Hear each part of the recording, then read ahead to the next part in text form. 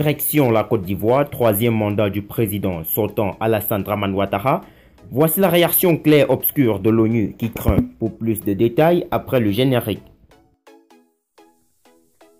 Avant de commencer, abonnez-vous à la chaîne et activez la cloche de notification car cela va vous permettre de ne plus manquer les prochaines vidéos. Let's go!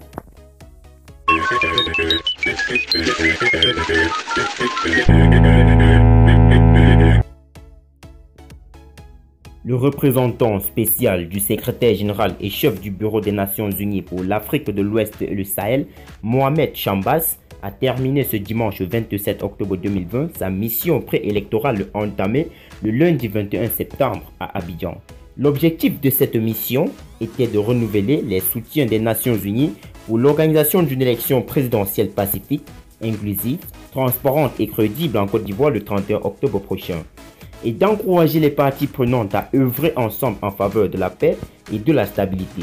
Au cours de sa mission, le représentant spécial pour l'Afrique de l'Ouest et le Sahel a été reçu en audience par le président de la République de Côte d'Ivoire, son Excellence Alassane Dramane Ouattara.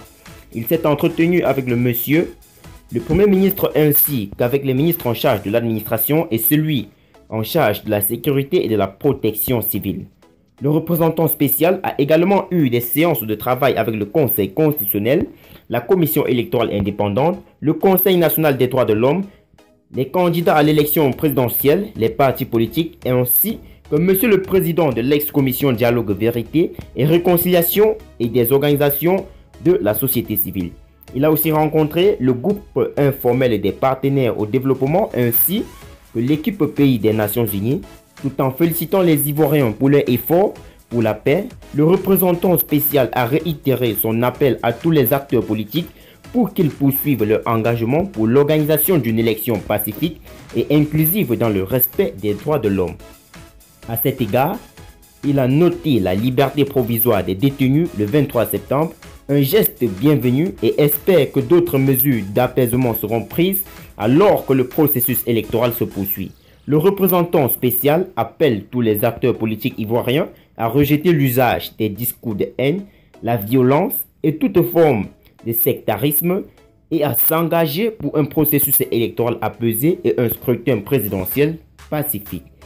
Dans un contexte marqué par la pandémie de Covid-19, Mohamed Chambas insiste sur l'importance d'agir en synergie et en concertation pour surmonter les différents préserver l'unité et la paix indispensables à la prospérité de la Côte d'Ivoire.